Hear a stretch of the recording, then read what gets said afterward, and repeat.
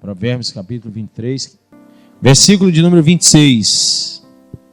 Dá-me, filho meu, o teu coração, e os teus olhos se agradem dos meus caminhos.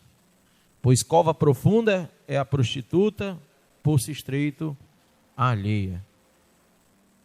Põe a mão sobre a Bíblia e diga: Pai, fala o meu coração, a tua palavra, pelo teu Espírito Santo, me ensina, para que eu possa, Deus, compreender os teus desígnios, os teus caminhos. Em nome do Senhor Jesus, diga amém. Amém?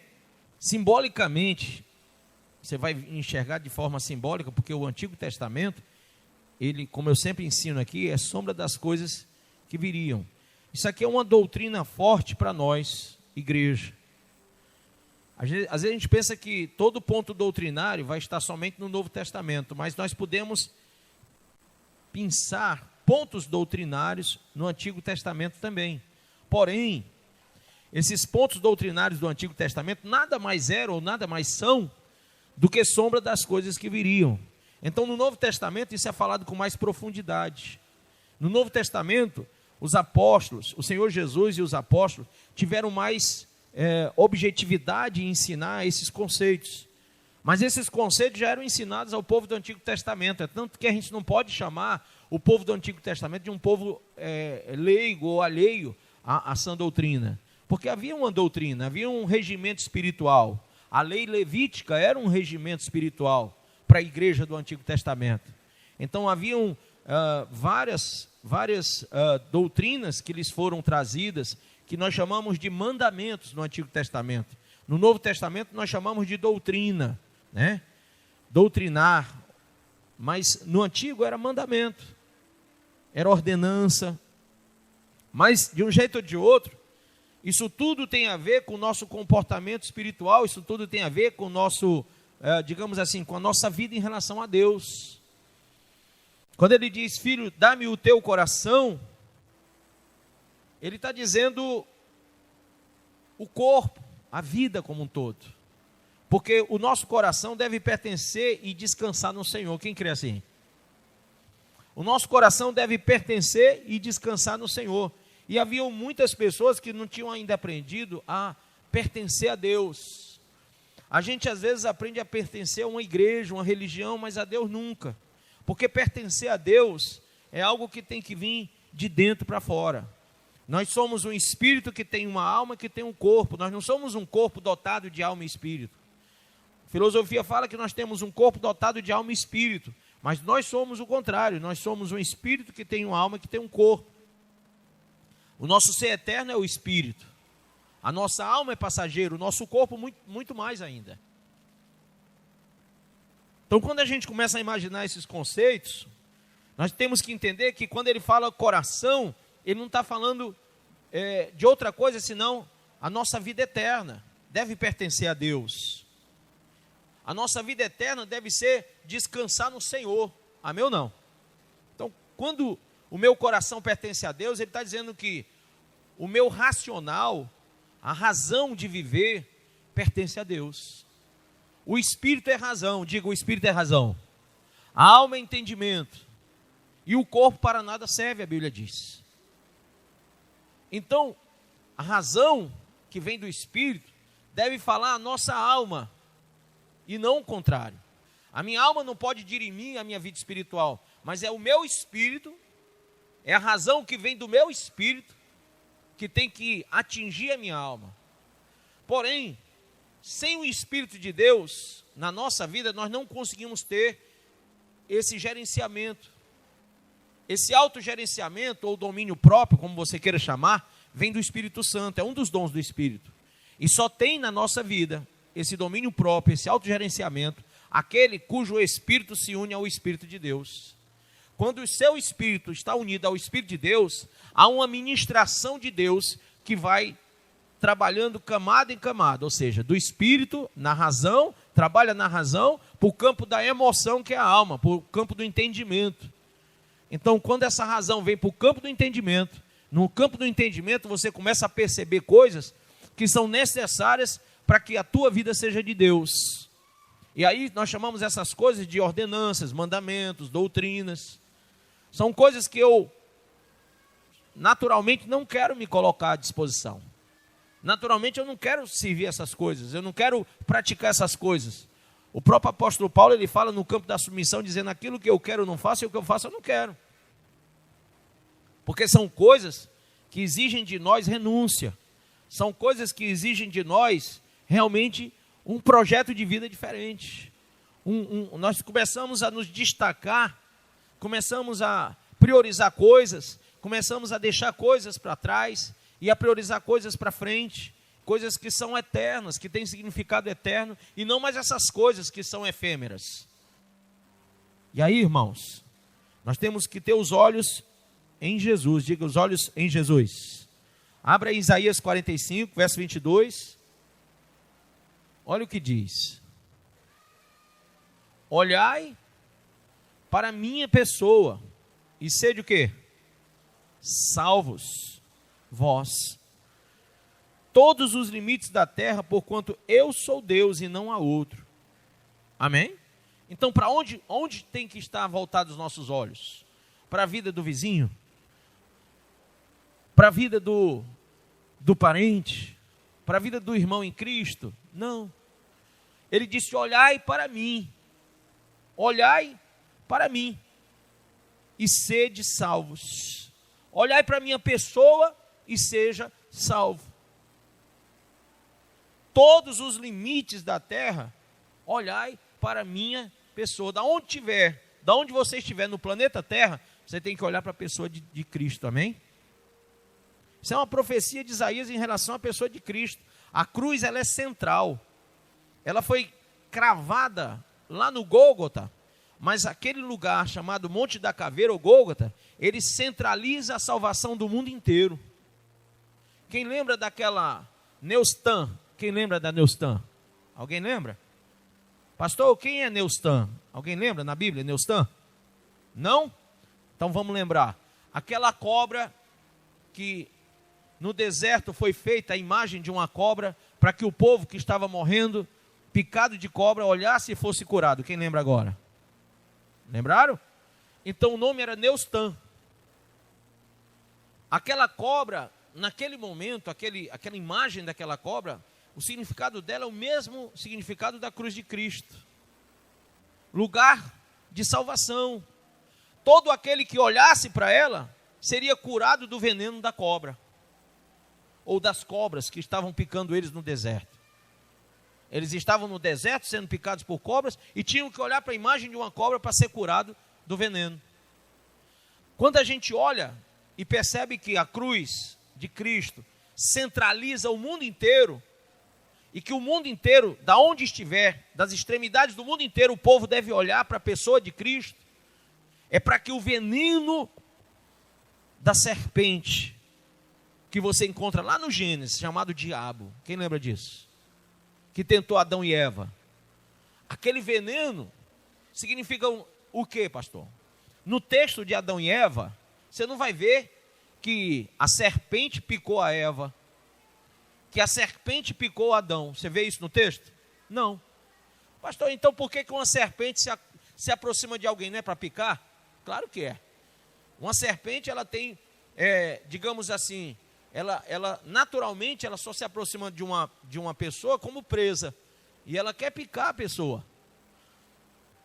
Mas é interessante que aquela serpente, que é o diabo, se aproximou de Eva, ela não usou o veneno que nós conhecemos de uma serpente comum.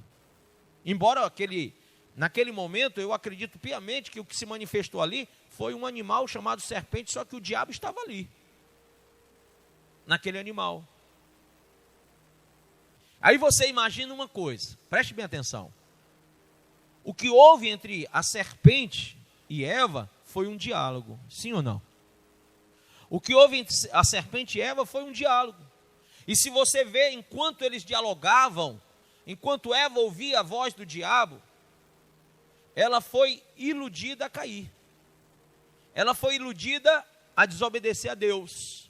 Porque o veneno da serpente foram palavras que se tornaram para ela naquele momento doutrina, ordem, mandamento, porque o coração dela foi tomado daquilo tudo. De repente ela percebeu que era aquilo que a serpente estava passando, ou seja, o veneno era aquele. Quantas pessoas se aproximam de nós e nós não percebemos que o diabo se apresenta como uma serpente no nosso meio, e vem com palavras persuasivas, e vem com doutrinas estranhas, sim ou não?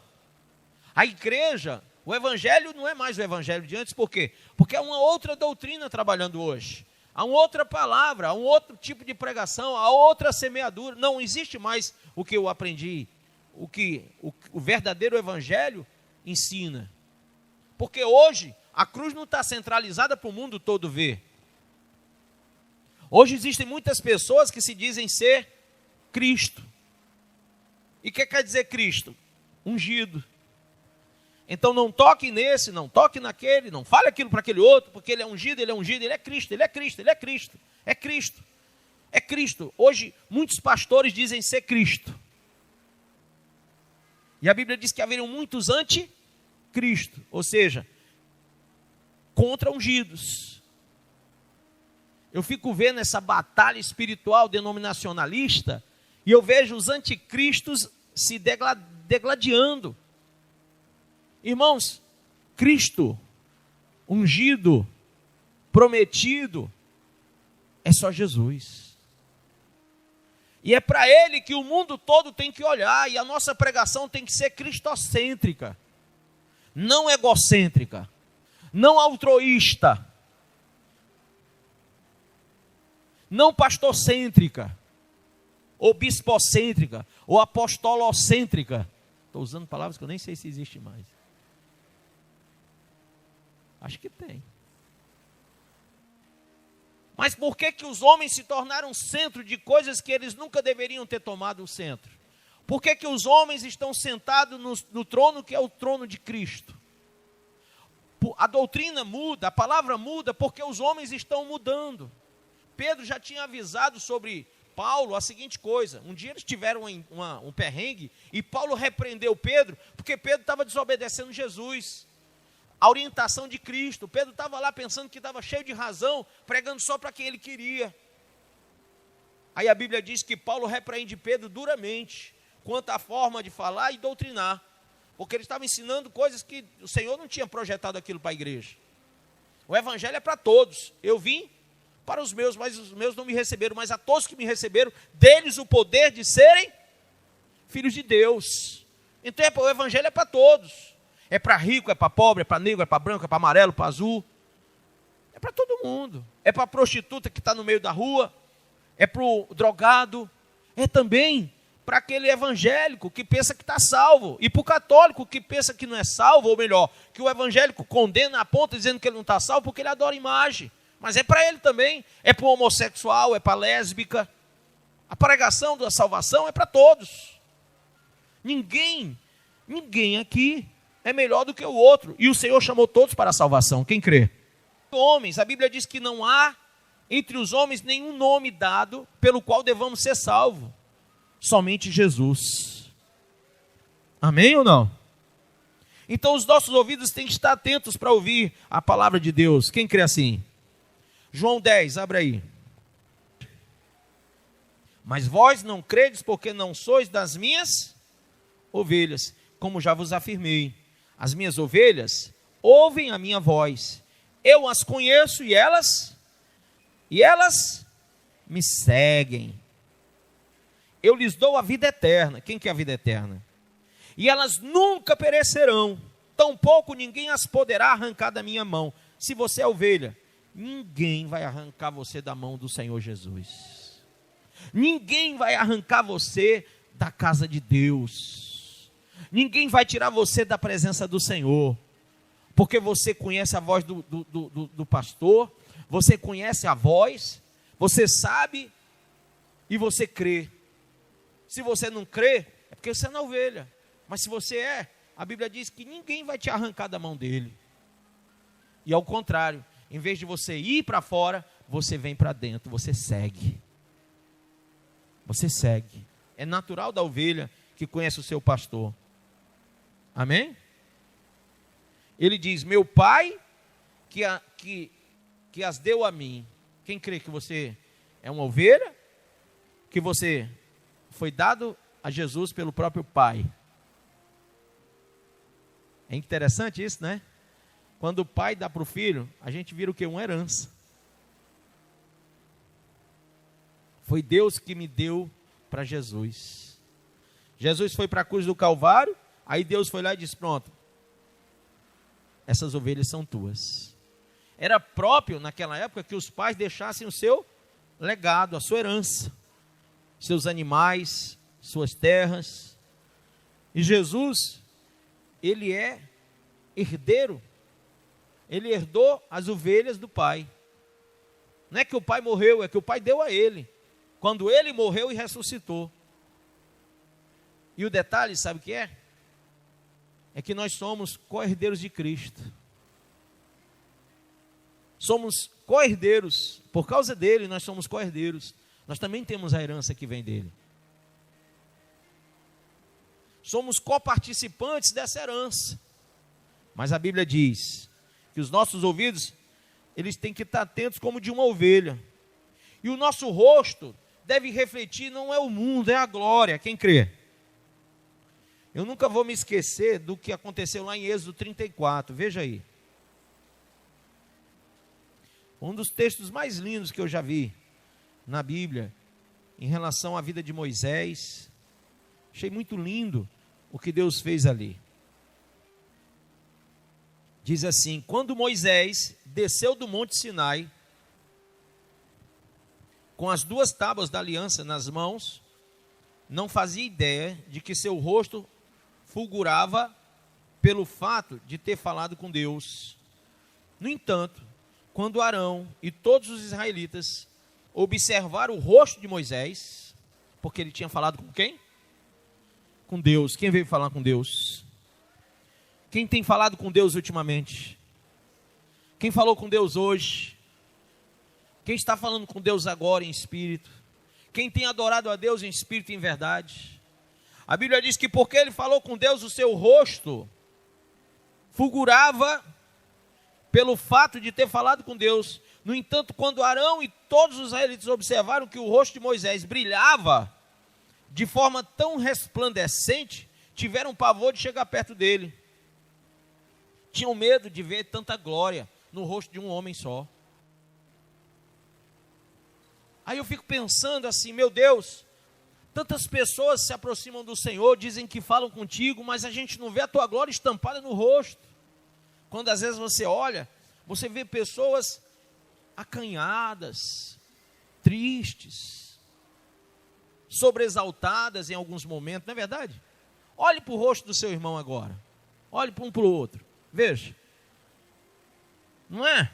Ainda que tenha aquele sorriso fabricado, aquele de quando você vai bater uma foto e jogar no Facebook, ou aquele que você tem que ir lá no salão de beleza e a pobre da dona do salão tem que fazer uma mágica para fazer alguma coisa ficar belo ali.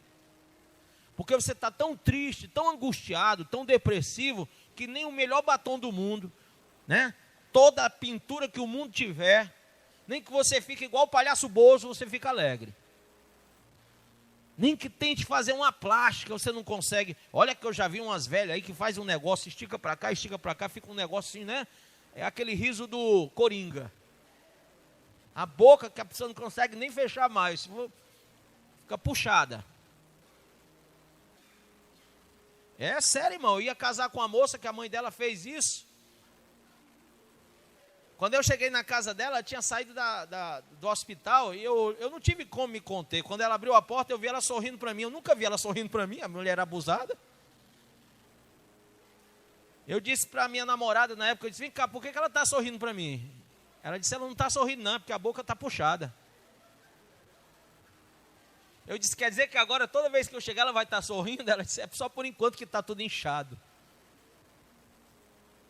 Irmão, a velha era tão abusada que só uma plástica para resolver. Puxar a boca dela. Então imagine você, que quando Moisés desceu, o que Deus viu, o que o povo viu não foi uma plástica, foi a glória.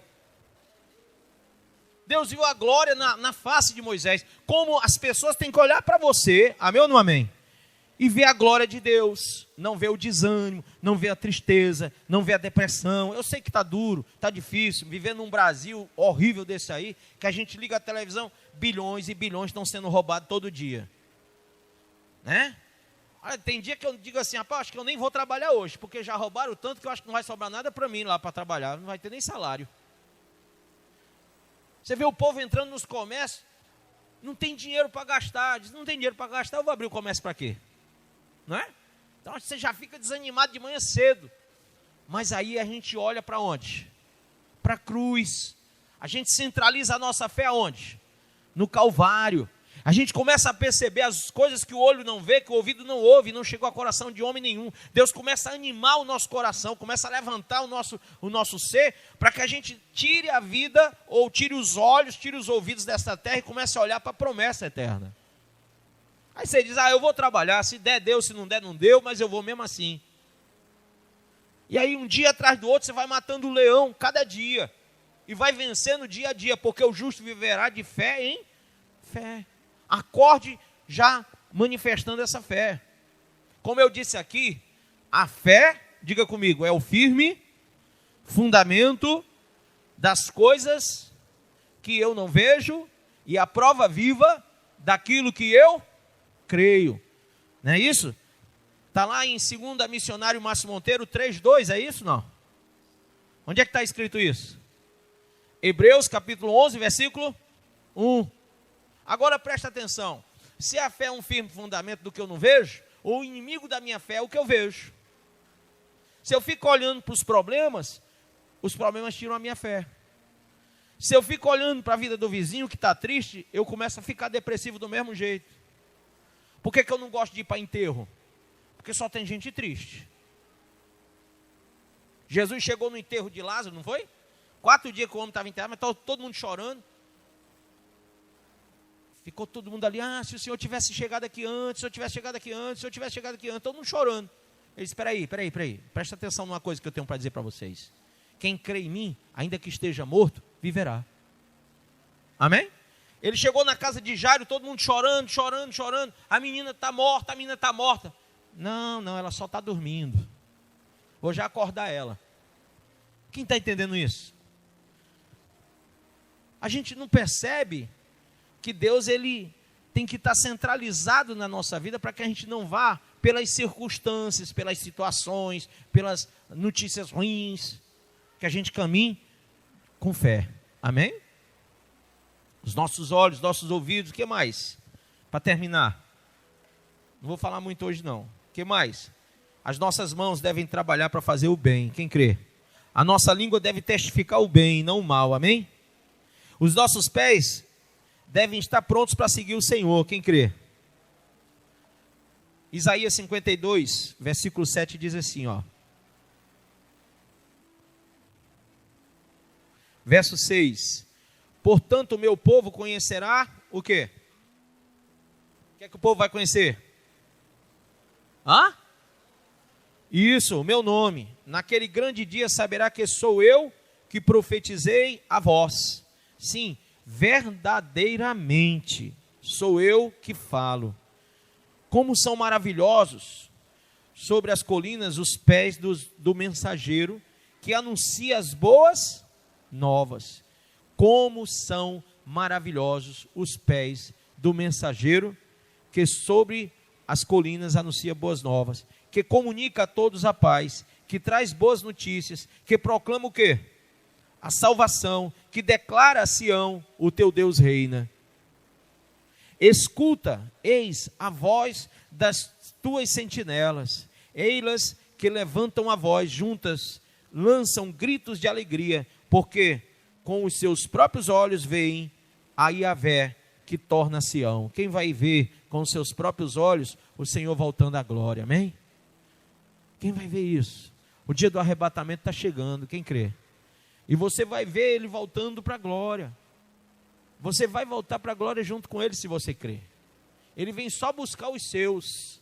Um dia ele disse, eu vim para os meus, eles não me receberam. Agora, ele vai vir os que o receberam. porque todos os que o receberam são dele, são ovelhas dele, foram dadas pelo Pai a ele. Ele vem só buscar quem é dele.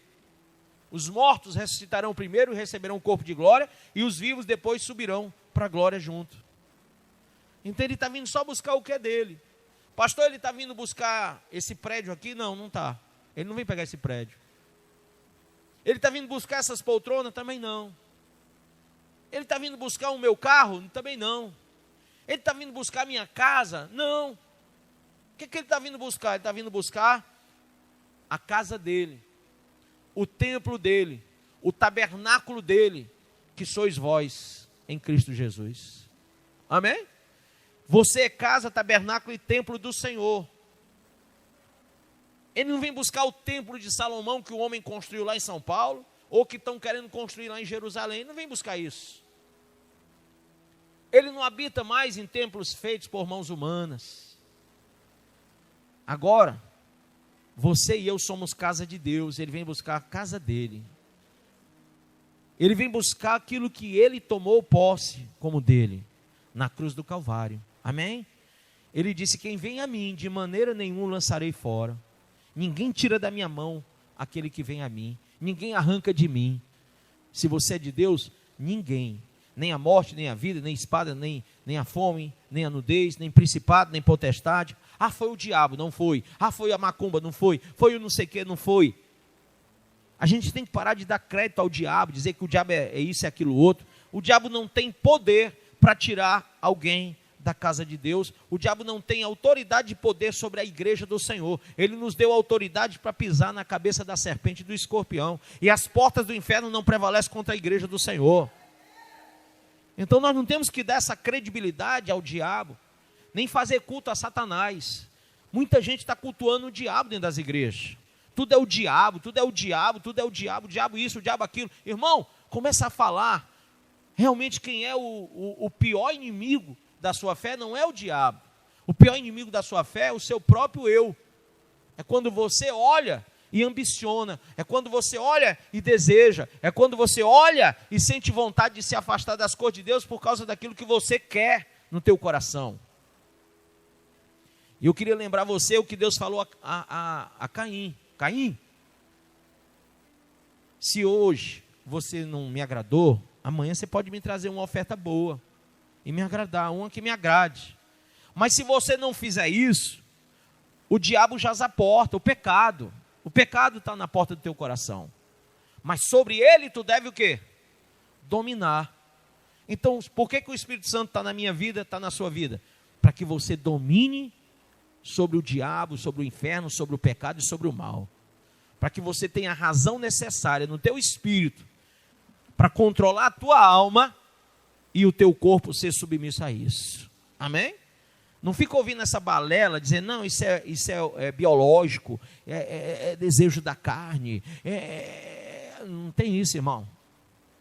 Se você é convertido no espírito, a tua alma ela é resgatada pelo Espírito na tua vida. Amém? A tua alma ela é resgatada pela força do Espírito Santo. Agora mesmo, o Espírito Santo está falando com você. Quem der ouvidos, ouça o que o Espírito diz. A igreja está falando com você. Está lá em Apocalipse capítulo 3, no finalzinho dele diz, quem tem ouvidos, ouça o que o Espírito diz à igreja. Lá falando com a última igreja, Laodiceia, que é a nossa, o último período. A igreja laodiceana, essa igreja que só valoriza as coisas que são o quê? Materiais, né? Deus só está na vida de alguém se alguém tiver riqueza. Deus só está na vida de alguém se alguém tiver glória.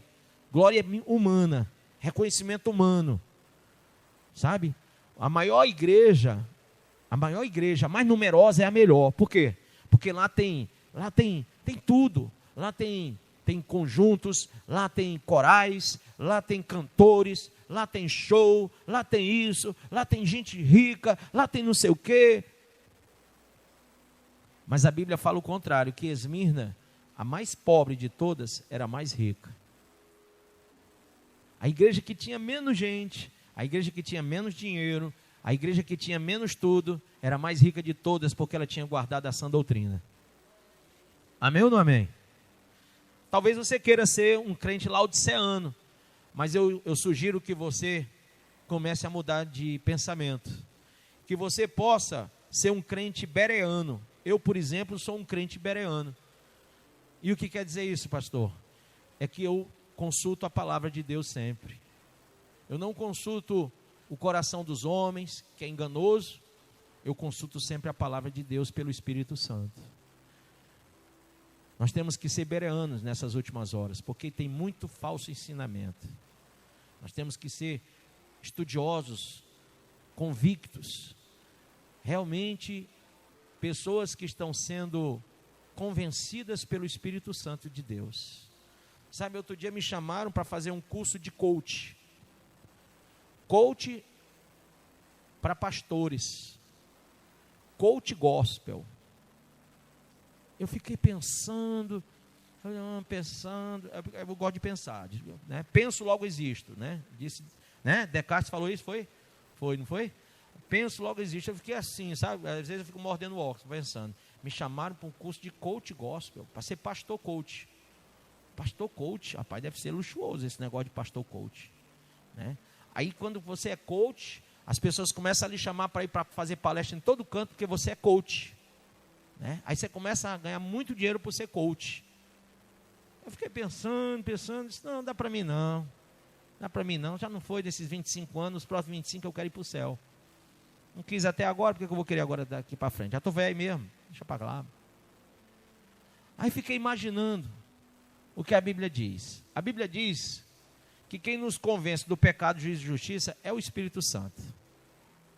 A Bíblia diz que todo dom perfeito, toda dádiva vem do alto. A Bíblia diz que a própria palavra é lâmpada para os meus pés e luz para o meu caminho. Eu fiquei pensando, o que é que eu vou aprender sendo um coach? Quer dizer que eu vou aprender a convencer as pessoas a congregarem na igreja? Eu vou convencer vocês de se tornarem corpo de Cristo? Eu vou aprender técnicas ilusórias, persuasivas, para que eu consiga persuadir você e fazer uma lavagem cerebral para você ser crente? Presta atenção no que Paulo disse, Satanás. Paulo disse lá em 1 Coríntios, não vim até vós com palavras persuasivas de homens, mas sim com o poder do Espírito. Amém ou não amém? Ele veio com a palavra e com o poder do Espírito. Não foi de coach, não foi de homens. Ele não veio com sublimidades humanas. Ele veio com a palavra e com o poder do Espírito. Sabe, irmão? Eu não estou fazendo apologia à ignorância, não. Nós temos que conhecer a palavra de Deus, a teologia. Mas daí eu me tornar um coach, aí eu aprender a convencer pessoas, irmão, isso aí é bom para vendedor. Vendedor deve aprender a ser coach para poder vender banana como é? Onde que chama de vende fruta? Na feira, né? Ou então vender roupa nas lojas. Aí é bom você ser um cara assim, sabe, comunicativo, ali escolado mesmo, que você vai desenvolver alguma coisa nesse campo. Mas aqui nós só dependemos do Senhor Jesus na nossa vida. Aqui nós estamos apenas para centralizar Ele, que é o Rei dos Reis e Senhor dos Senhores. Aqui a palavra tem que vir do alto, do trono de Deus. É o Espírito Santo que fala à igreja. E se há alguém que pode te convencer sobre você mesmo, é o Espírito Santo. Eu posso chamar você à frente, você vai ficar aí durão sentado na cadeira, e eu já estou acostumado com isso. Aí alguém vai dizer assim, ele pregou, não teve resultado nenhum. Eu digo, rapaz, eu já cresci, ó. Tem aqui uma vacina, não dá para você ver que eu estou de camisa, mas se você olhar sem camisa, tem uma vacina que eu pensei que era BCG. Aquela vacinazinha que o pessoal leva quando é pequeno, mas eu descobri que não, é JC. Jesus Cristo me vacinou e disse, quer eles ouçam, quer eles deixem de ouvir, lá em Ezequiel 2, saberão que tu és um profeta meu. Aí quando eu olho para essa vacina, eu digo, para mim pouco importa se eles vão vir ou não. O que importa é que a palavra foi. E se eles vierem, glória a Deus. E se eles não vierem, glória a Deus. Porque o que importa é que eu fiz a minha parte. Quem entendeu? Aí eu deixei de ser recalcado. Entendeu? Deixei de recalque. Eu era muito recalcado com isso. Eu pregava, tinha que vir 50 pessoas para ver, então eu ficava doido. Eu digo, não, eu já não preguei que prestou. Agora não, estou totalmente sem recalque. Vem um, rapaz, veio um, glória a Deus. Veio dois, está melhor ainda. Não veio nenhum. Glória a Deus por isso. Em tudo dai graças. Amém? Fique de pé em nome de Jesus. Põe a mãozinha no seu coração, fecha os olhinhos. Jesus está chamando você e agora nós vamos orar. Aquele que tem ouvidos, ouça o que o Espírito diz à igreja. Amém? Glória a Deus. Vamos orar. Pai, em nome de Jesus, eu oro ao Senhor Deus. Eu sei, Pai, que o Senhor é glorificado por a vida de um só que te recebe. Mas o Senhor também é glorificado quando a tua palavra é dita com verdade. E eu te agradeço, Pai, porque o meu voto é nazireu. Eu tenho sido um nazireu doutrinário, Pai. Tenho pago o preço, mas não tenho me contaminado com vinho, nem com os cadáveres dessa terra. Não tenho, Senhor, me desvencilhado do caminho reto, porque eu sei que é o único caminho. E quando vem a espada, a flecha aguda dos homens que se levantam, dando falso testemunho contra nós, e os dentes estão quebrados, e o pé desalicerçado, eu olho e vejo que eles estão assim, porque não tem o Senhor. É tempo de angústia na terra, porque é tempo de deslealdade. É tempo de angústia na terra, porque é tempo da volta do Senhor. É tempo de tristeza, de pranto e de choro. É tempo das pessoas sentirem a alma sendo esmagada, junto com os ossos. É tempo, Deus, da ceifa. O ceifeiro está voltando, e o Senhor vem apenas para ver o resultado da colheita. Pai, eu sei, Senhor, eu sinto nos meus poros a volta de Cristo. Se é uma coisa que eu tenho certeza, tanto teológica como espiritualmente, é que não há mais tempo para dar tempo. Tenho visto e tenho considerado os últimos acontecimentos. Tenho recebido a instrução do Senhor para acordar os que dormem. Porque agora só há um pouco de tempo para dormir, um pouco para tosquenejar, um pouco para encruzar os braços em repouso. Porque agora veio a pobreza sobre o mundo todo. E como um ladrão, vem quando não se sabe, assim virá o Filho do Homem.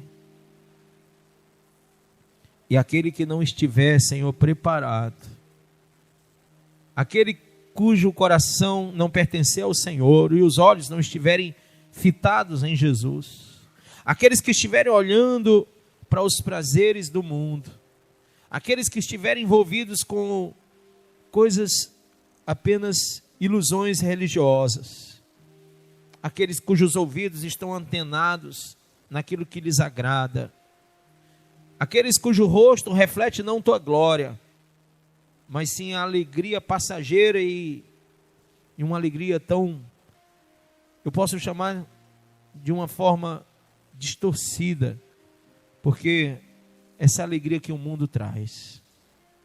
Ah, Deus, quantos trabalhadores não trabalham na tua vinha? Quantos foram chamados para trabalhar e deixaram o arado? E a língua deles já não testifica o Senhor, não te louva mais. Há muitos que te louvam com os lábios, mas o coração está distante também. Ah, Deus, quantos pés deixaram de se encaminharem para a tua casa? Quantas conveniências foram então assumidas para que o coração deles não se entregasse ao Senhor.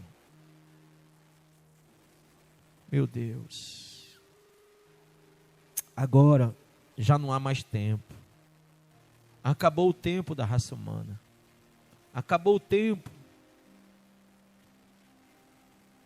E agora, Senhor, temos que prestar conta, cuidadosamente, de tudo aquilo que o Senhor nos entregou, sem influência de fora, apenas do Teu Espírito. Senhor Deus, acabou o tempo, acabou o tempo, acabou o tempo. O mundo jaz no maligno, está sendo sacudido pelo vento das falsas doutrinas, achovalhado pela chuva temporã de homens indoutos, incautos, inconstantes, orgulhosos, soberbos, presunçosos, jactanciosos, falsos cristos, falsos mestres, falsos apóstolos, falsos pastores, falsos ensinadores.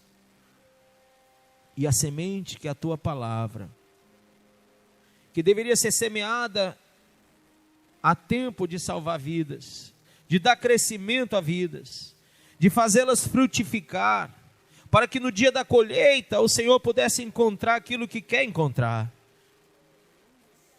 Meu Deus, e todos eles ganharem a recompensa que vem somente para os ceifeiros, como prometeu Daniel em sua visão lá em Daniel 12:3, que haveria recompensa aos ceifeiros do Senhor, e ela seria grande.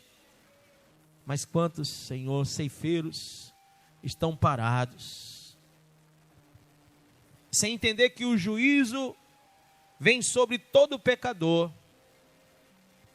o juízo vem sobre as obras de todos, o juízo vem sobre o povo de Israel e vem sobre o povo que não é de Israel,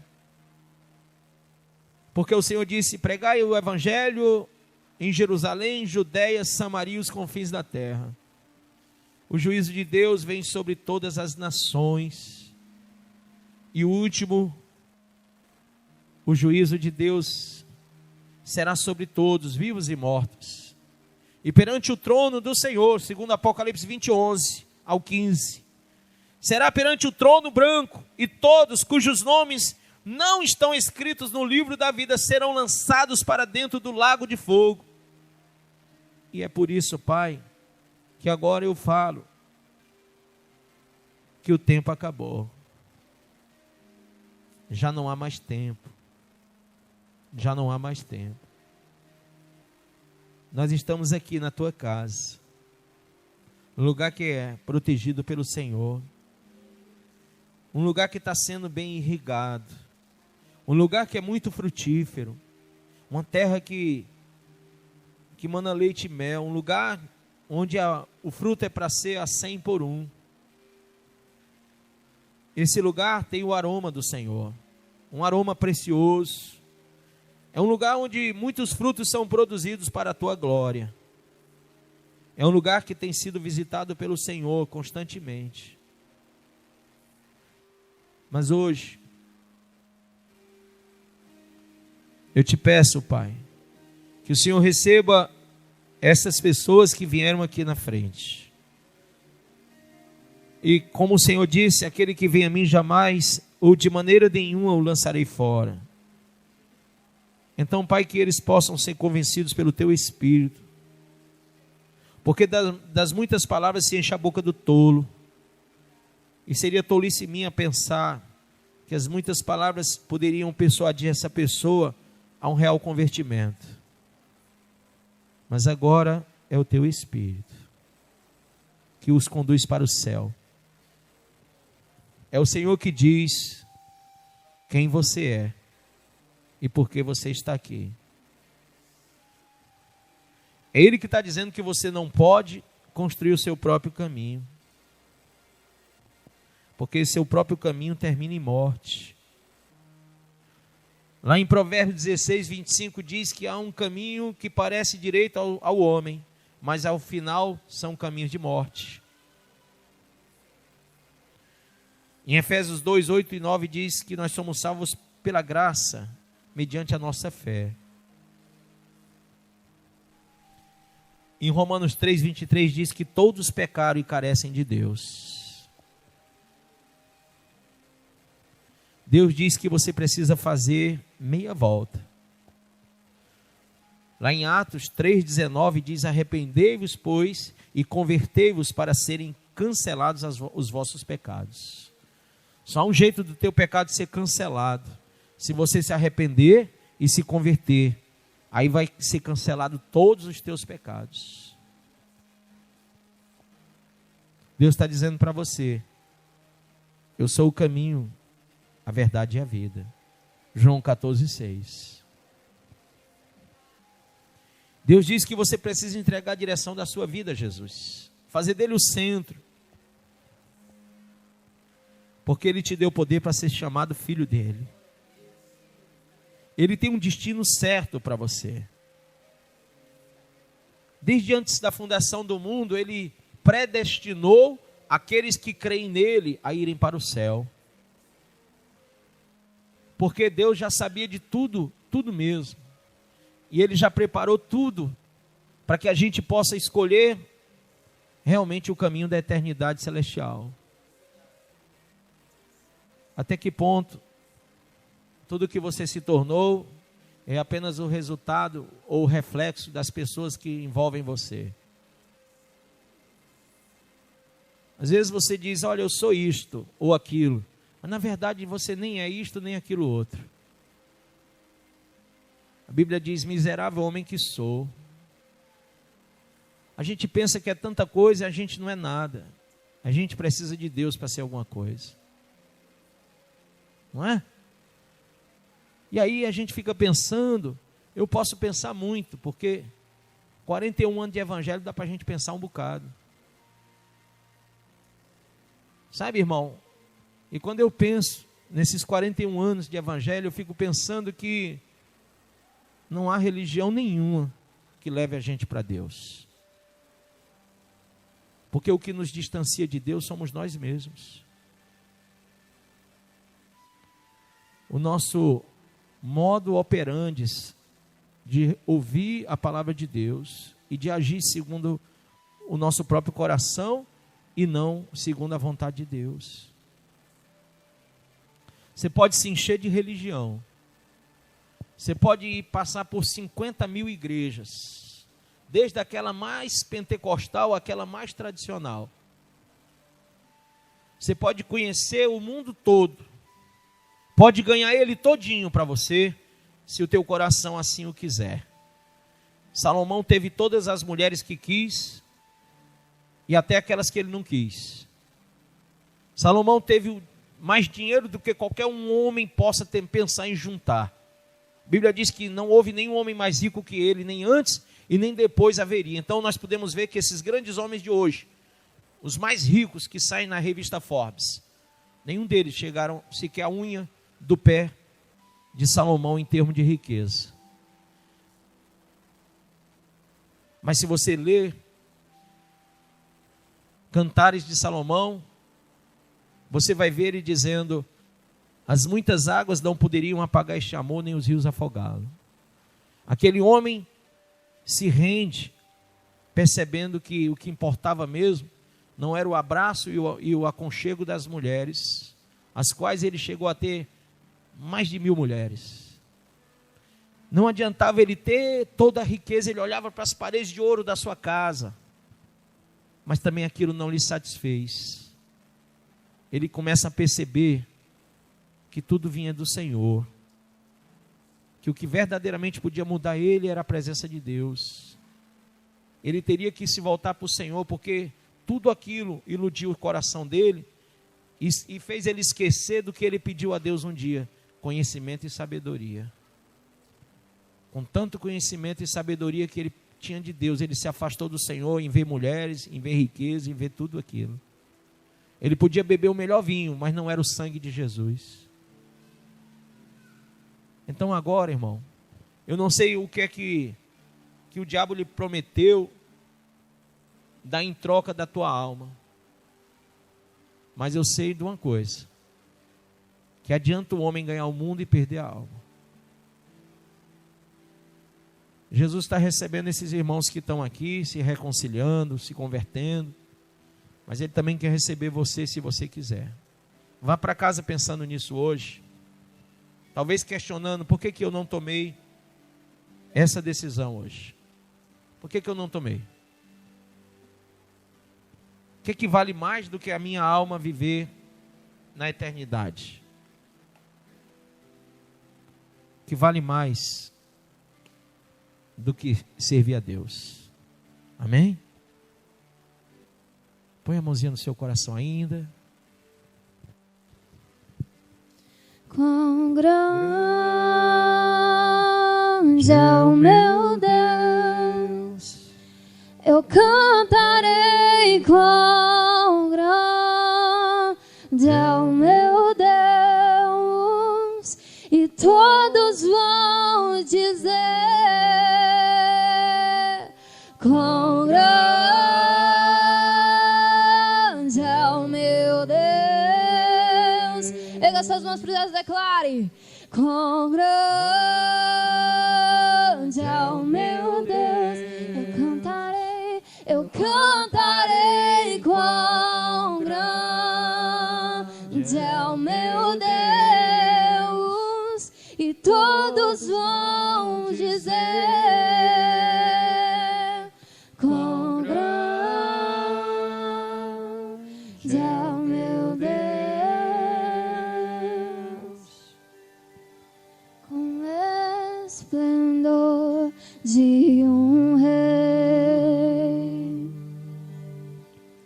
em majestade e luz, faz a terra se alegrar, faz a terra se alegrar, e Ele é a própria luz. Diga: as trevas vão fugir, e as trevas vão fugir. Diga: tremer com sua voz, tremer com sua voz. Diga mais forte: tremer com sua voz. E quão grande é o meu Deus, eu cantarei, eu cantarei. Quão grande é o meu Deus, e todos vão dizer: quão grande é o meu Deus. Erga suas mãos, essa igreja. Quão grande é o... Diga: eu cantarei, eu cantarei. Oh, é o meu Deus, e todos vão dizer: quão grande Aleluia. é o meu Deus. Aplauda Jesus Cristo, amém. Glória a Deus, dá um abraço no seu irmão, Deus abençoe. Glória a Deus, né? Queridos, quero convidar você para esse domingo, né? A gente está junto aqui no culto de salvação. Todo culto é de salvação, não sei porque que eu falo isso. Costume de religião, né? Todo culto é de salvação. Mas assim, a gente quer pegar quem quer pegar a galinha no dia show, e quem tem que agir como tolo para ganhar os tolos. Aí diz que domingo é o culto de salvação, nos outros é outro culto. Mas todo culto é de salvação, viu? Todo culto é para salvar a sua alma. Amém? Então domingo vai ter um culto de adoração a Deus. E aí eu quero convidar você, tá? Vocês estão com frio ou não? Ou só eu que estou com frio aqui? Vai dar um friozinho agora, né? Sábado nós vamos estar aqui num culto jovem, mas na verdade vai ser o discipulado jovem, tá certo? Discipulado jovem. Aí eu quero convidar a todos os jovens de todas as congregações. Se quiserem vir, pode chamar o pessoal das outras congregações, da Cristo Salva, gente de outras igrejas também que quiserem vir, tá certo? O grupo de louvor vai estar aqui adorando, e nós vamos estar falando ao coração dos jovens, tá? Então, jovens, que são pessoas que, de qualquer idade, que não seja casado, tá? Que não seja casado. Porque, às vezes a pessoa fala de 0 a 100, não, mas a conversa vai ser para jovem mesmo. Então, o casado espera que vai ter encontro de casais, né?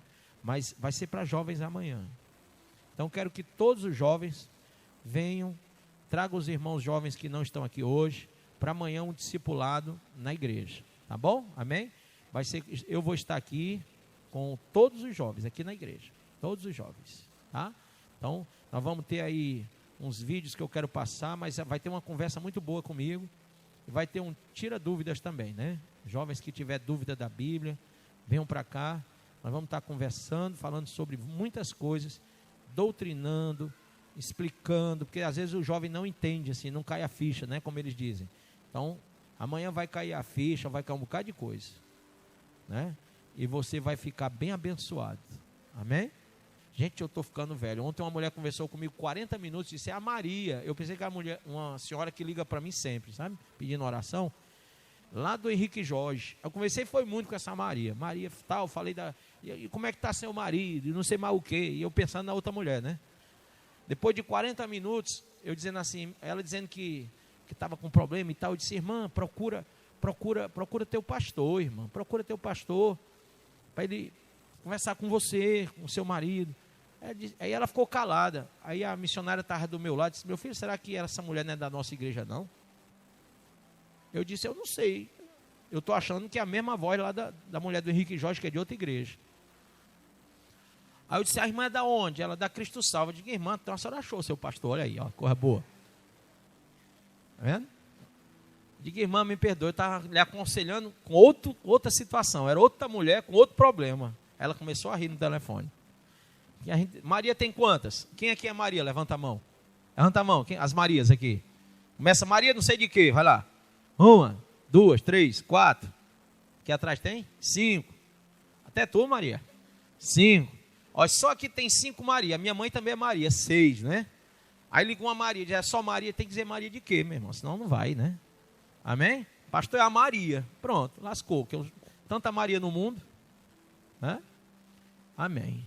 Vem com Josué lutar em Jericó, Jericó, Jericó. Vem com Josué lutar em Jericó e as muralhas ruirão.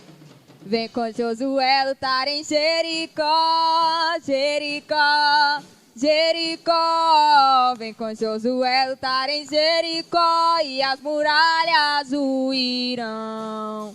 Suba aos montes devagar, que o Senhor vai guiar. Seque os muros para mim, pois Jericó chegou ao fim. As trombetas soarão, abalando o céu e o chão. Seque os muros para mim, pois Jericó chegou ao fim. Amém, aplauda o nome do Senhor. Ai, meu dedo. Nunca mais tinha tocado. Vendo? Olha aí, olha como é que fica, ó. Amém. Tá melhor, minha filha? Vocês dois estão melhor? Saiu o Chico e a Cunha? O Cunha tá preso, né? O Cunha tá preso, né? Graças a Deus. Quando ele sair da prisão, ele entra de novo, porque tá tanta coisa, né? Toda vez mandar de prisão para o Cunha já está lá dentro. Né? Não sei porque que esse Cunha espalhou tanto no Brasil, né? O Chico Cunha, né? Amém? Glória a Deus. Vamos agradecer o Senhor? Você acabou de ouvir essa poderosa ministração da Palavra de Deus. Eu creio que sua vida foi abençoada. Eu quero que você ore comigo, profetizando sobre a sua vida a salvação que vem de Cristo Jesus. Ore conosco. Deus Pai, em nome de Jesus, nós te agradecemos por esta palavra. E que o Senhor possa abençoar a vida de cada um que nos viu, que nos ouviu nesse dia. Deus Pai, em nome de Jesus, que esta pessoa esteja agora entregando a sua vida, recebendo a salvação que vem do Senhor. Pois assim, Pai, nós profetizamos salvação, cura, libertação, Em nome do Pai, do Filho e do Espírito Santo de Deus. Amém.